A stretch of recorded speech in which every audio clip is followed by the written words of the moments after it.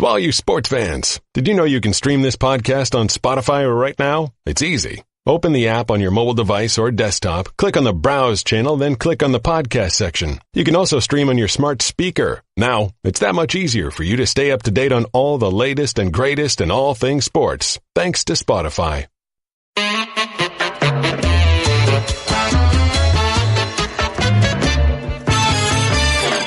Welcome to another highly questionable work week. She's very credible. Senior writer, ESPN, the magazine, Mina Kimes. What do you like on the show today, Mina?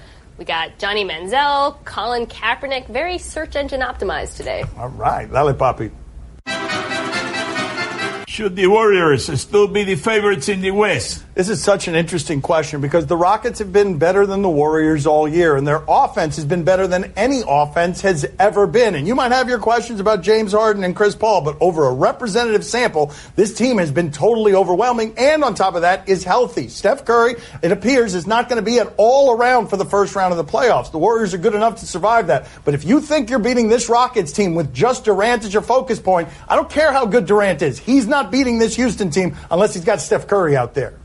So this is the effect that Steph Curry has on this team. With him, they are outscoring their opponents by 14.3 points per 100 possessions, which is crazy. Without him, that drops to 2.6, which is a lot less crazy. He might not even be the best player on the team, but he is the most important player on the team insofar as he makes everyone around him better. He's like their Papi. And without him, their identity completely changes. They slow down. They take worse shots. They might not even make it out of the first round. Utah? Is Utah going to knock them off? They're going to make it out of the first round. Nobody's knocking them off in the first round. So a lot of people have been taking credit away from Steve Kerr this entire time of winning championships and being dominant because he did not build this team. Is it possible that he is looking forward to this opportunity to get the credit that he deserves, to coach around a team without Steph Curry? And don't bet against Swaggy P. Never. No, wait a minute. Steve Kerr might be rooting for that to prove his worth, but he's going to lose if that's the scenario. If what Swaggy you're going P. into Never is the bet against advantage of Swaggy Steve P. Kerr. Why are his kids here? Why not? Are you starting to think that Loyola could actually win the NCAA Tournament? I do not think that. I can believe in one-game samples. I can believe in the idea of March Madness. I can believe that this is a good team because they are a legitimately good team. Went 17-1 down the stretch, beat Florida at Florida. But you're not very likely to go through two programs here that we know are better than you. We can sit here and say it's more diluted than it's ever been. There's more likely a chance that a low seed can win. But these programs, the odds are deeply against you being able to beat them twice.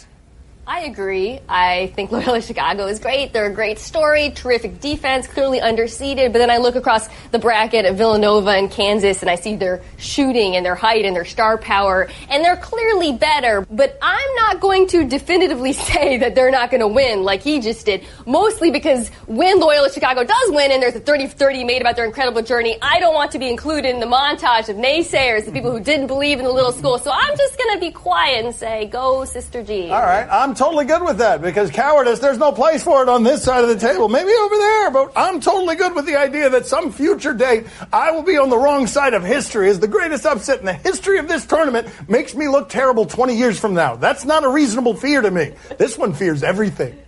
So what happened to these hype analysts all over the place? You know, ESPN, Fox, you know, TNT. Fox. How come Fox. Fox. Yes, Fox. you got to be very careful with that word. You got to be very careful Fox. with that. But you know, after that, you know what happened to all these hype analysts? You know, they never picked Loyola for anything. You know what I mean? What happened to them? How could they miss such a great team? You know what I mean? Great they story. should take a pay cut right now. You know, and they should work for less next year. You know, Wow. how could they miss those? Okay. I mean, how could they miss Loyola? For the record, my father picked Loyola to lose in the first round to the University of Miami.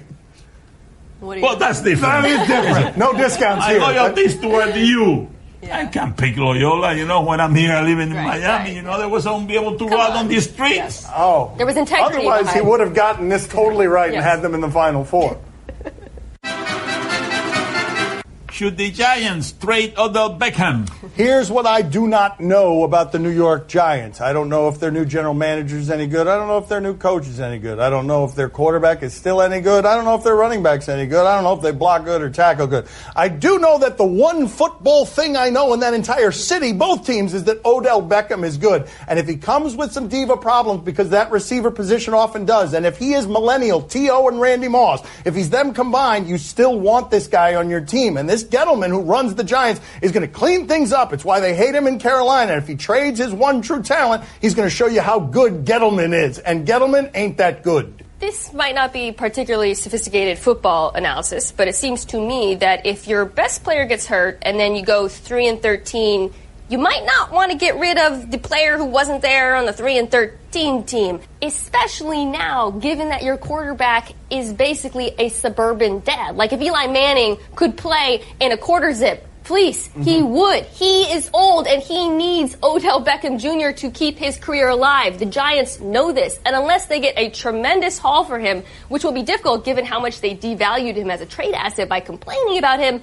they need to find a way to hold on to him for Eli's sake. To be fair to Eli Manning and to suburban dads, Eli Manning's always given off a whiff of suburban dad. Even when he was winning 2 championships, he's got a lot of suburban dad in him. Oh, many, many times.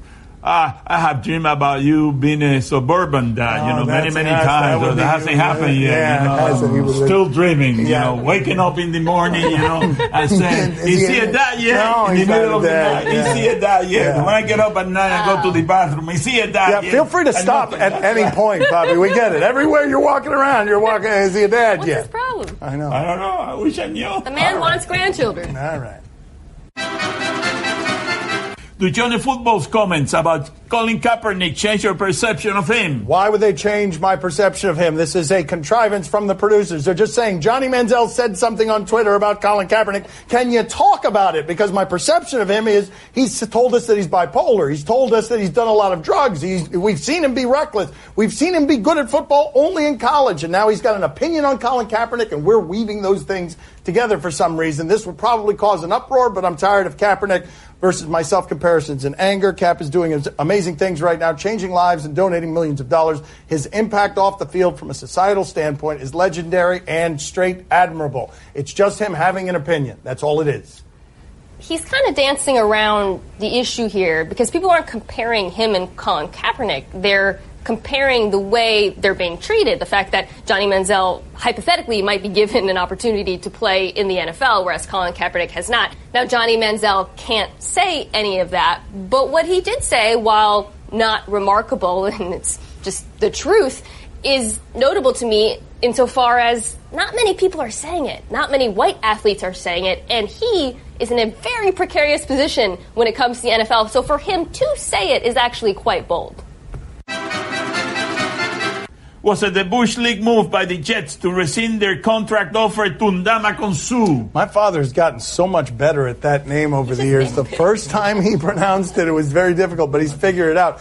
The Jets doing Jets things here. They offered him more than anybody's offered him, and then because there wasn't an answer and they didn't like how they were being treated, they pulled the offer after 3 days. It's unusual. It's more unusual to have those things actually reported, but the Jets got tired. To me, it shouldn't be petty. It shouldn't be small. You need a defensive tackle. You want him. You value him. You pay him, and you wait to see. But they weren't going to be turned into a bidding war. They stopped there, and I don't blame them for that.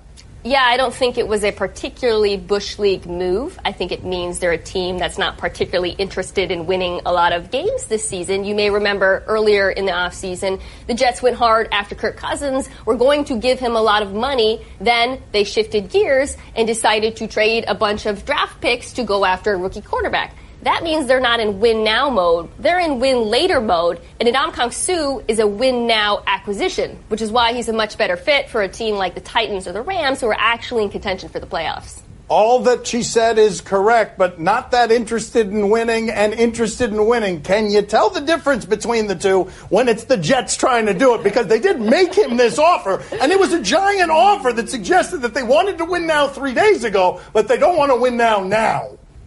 Well, after they made the offer to Indama Consul, somebody said, they were sitting at the table, somebody said, what the hell are we doing? We're going to give this guy all this money, We're worse than the Dolphins. And look what he did with the Dolphins. Oh, that's for a number right. of years that he was there. So we're wasting our money. Let's bring the offer back. No, we just made a mistake. I hope the guy doesn't take the offer, And that's what happened. They got cold feet at the end and somebody says, yeah, we made a mistake. Let's bring that money back. Probably exactly is what happened, by the way. Do you know that it's not what happened? You don't know that's not right. what happened in the Jets' office. You don't know that. Well, my sources tell me. Oh, for the love of God, you and your sources. Ring! Oh, ring! look. Here we go. Yeah. Here we go. Oh, 2 rings there. Oh, it's my jet source. Your Jets. My jet source. Yeah, I got it. Yeah, Again for I nail it. I got everything correct about my source and the Jets. Yeah, I know what you mean. You're number 1 in my list. He's Hispanic. Numero uno. He knows Spanish for some reason. I don't know why. To be clear, this is not that different from a lot of NFL reporting. Coming up next on Highly Questionable. And look at what he does after winning the fight. The guy. Yes, right there. That's right. So disrespectful. It is very disrespectful. My son's TV show is brought to you by Dos Equis. Stay thirsty. Please enjoy Dos Equis responsibly. I'm a one-trick pony. Literally. I show up at kids' parties and act cute. That's pretty much it. So excuse me for being bitter. When Geico says not only could we save you money on car insurance, but we do more. Like give you 24/7 access online, over the phone, or even via our award-winning mobile app. Well, ooh la la. Aren't they multi-talented? Hey, I said organic carrots. Geico. Expect great savings and a whole lot more. Time to play the game that has something devious up his sleeve. Do you question? You give us topics and events, we question them. You don't have any sleeves.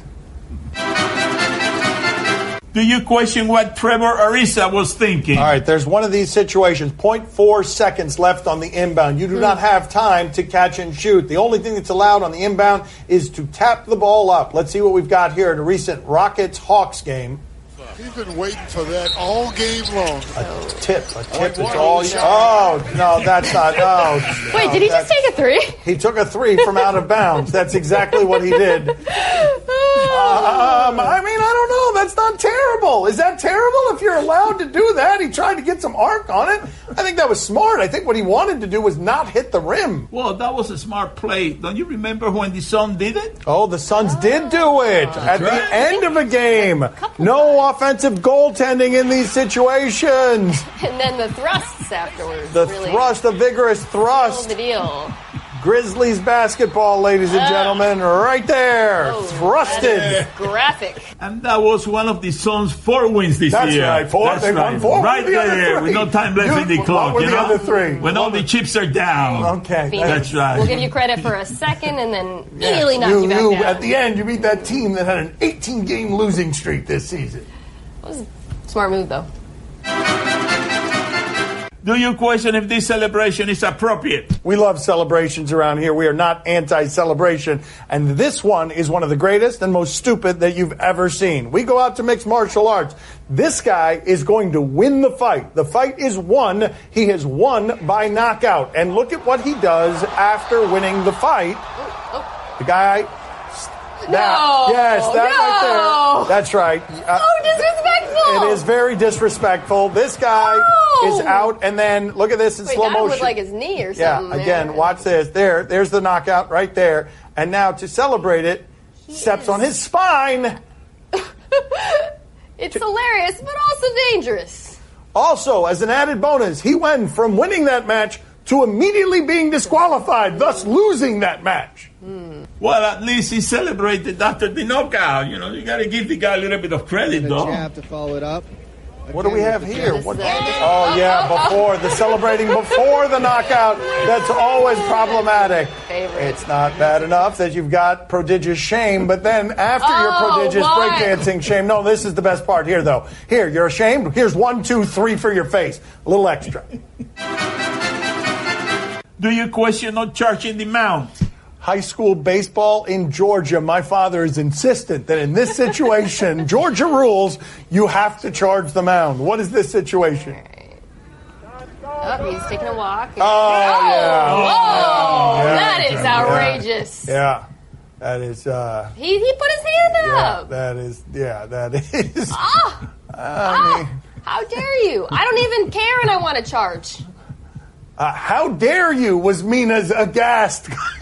How dare you? Is she like in a 70s comic of some sort?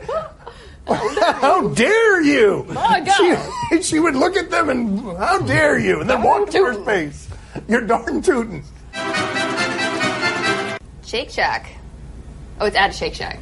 I thought you were bringing us. Go ahead, read the question, Papi. Go ahead, read the question. Go ahead. Go ahead, read the question. Do you question if this made Jason's day? All right, we're just going to run this little clip of my father being fascinated and discovering the idea of the phrase Shake Shack. My father liked this place so much that if I mention Shake Shack, he hears nothing else. Let's see what we've got here. Look, oh my God, he was touching his bosom. Let's see what we have here. I was going for my belly. Yeah, I know, but you stopped at the bosom. Same general area.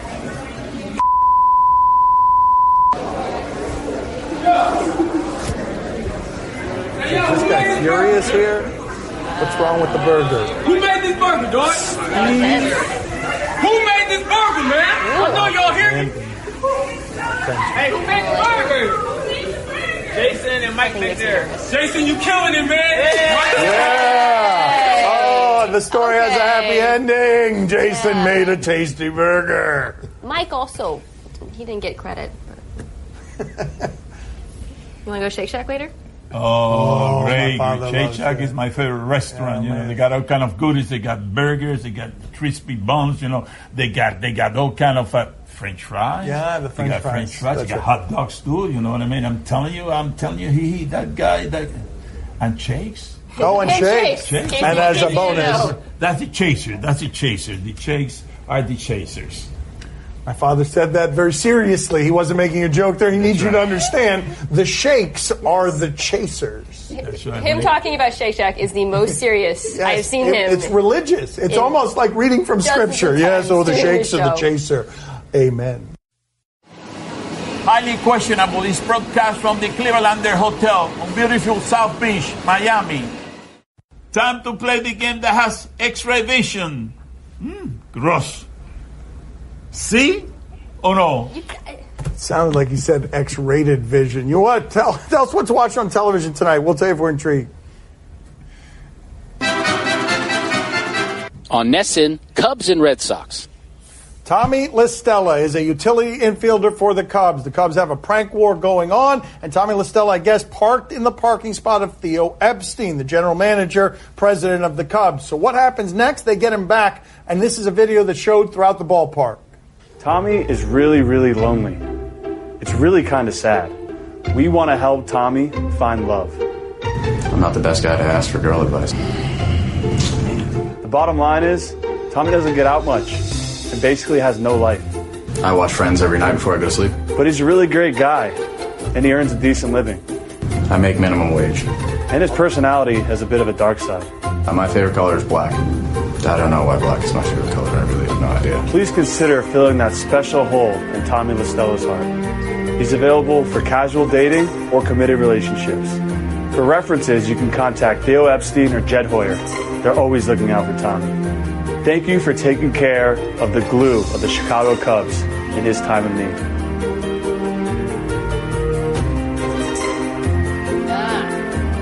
Really? Here's the prank part. Mina, are you intrigued? No. Papi, are you intrigued? Oh, see, I'm very intrigued. Tommy Lasorda, wasn't he the manager of the Dodgers some time ago? I thought the same thing. Did I say? That's what I thought. You both thought I said Tommy Lasorda? That's right. That's what he sounded 90-year-old Tommy Lasorda is playing pranks for the Cubs. That's what you guys... Did you guys think that? On National Geographic, One Strange Rock. I mean, they can make anything interesting on National Geographic. No? You love this stuff. So I do. You don't love this stuff? Let's check in on a rock. I am going to tell you about the most incredible place. And you know what? You're walking on it. Shocker. Ripping everything that Don't set it up as this big spoiler, like, wait, no, it's Earth. There's so much activity, and our planet is right in the middle of it. I really wish that everyone could see the world the way that I've had a chance to see it. The strangest place in the whole universe might just be right here. Earth. I know. We know. It's Earth. I'm just saying, like, well, it's not like a big spoiler. Like, we know it's Earth. Okay, thank you, Mina. Very cynical about this story. No story in the show brings out the passion in Mina like being able to rip this particular show. Mina, are you intrigued? I mean, no, you can't just put dubstep on science and make me think it's cool. No, I'm not intrigued. And I knew it was Earth the whole time. There she is. Yeah, she spoiled the whole thing. Papi, are you intrigued? Are you kidding me? Rocks. I'm fond of rocks, man. I'll go around the beach down here, you know, by the beach line here, looking for rocks. You know, I go around, pick one rock, pick the other one, You know, that's how I spend all my time. You know what I mean? I get all kind of rocks in there. Mina knew it was Earth all along. Papi still doesn't know we're talking about Earth. Still doesn't. That's the way I do it. You know, I don't have to walk far away to find a lot of rocks. See, there you go. Right still doesn't know what we're talking about. That's right. Yeah, I'm very intrigued. Very intrigued. Very good. That's all the time we have for today. Thank you for watching. We'll talk to you again tomorrow. She's here all week. Thanks for watching. High fives for me. Good job. Oh, okay. Right, because we're ready to go. You want to do a high five? Or we? No, wait. Yeah. That's right. Yeah! We got her! That's right. Yeah!